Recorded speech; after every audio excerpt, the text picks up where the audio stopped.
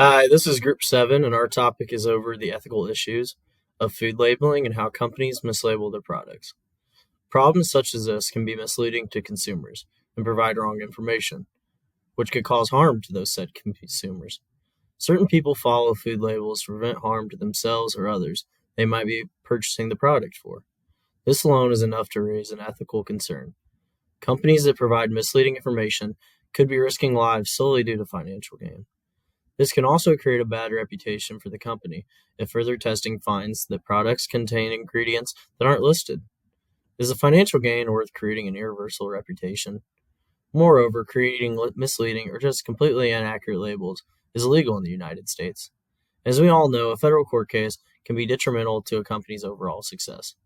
You see on the news all the time companies recall thousands, if not hundreds, of thousands of products due to mislabeling. Most of the time, companies have a hard time recovering from that.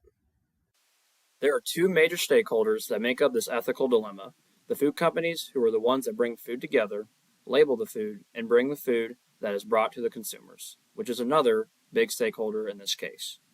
Mislabeling is the act of providing misleading information on the package of a product. This could include food companies adding a list of incorrect ingredients to packaging, exaggerating the health benefits of a product, or having false claims of the origins of ingredients or the product.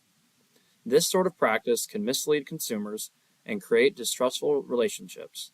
In some cases, this could also pose serious health risks to the consumer if there are undeclared allergens of false expiration dates.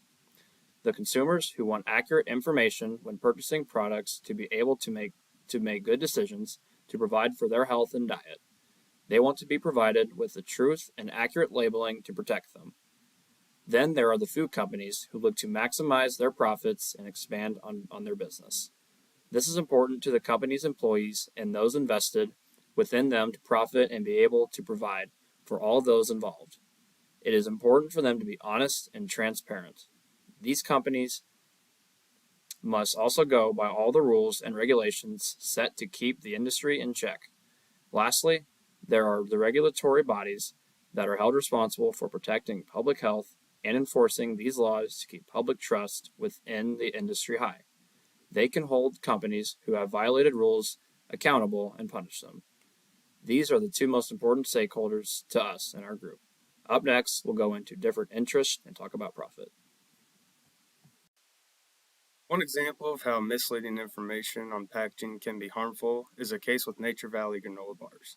In this class action lawsuit, Nature Valley was sued for claiming their products to be natural. However, the FDA pointed out that their bars actually contain many highly processed hidden sugars, such as high fructose corn syrup and others I don't really know how to pronounce.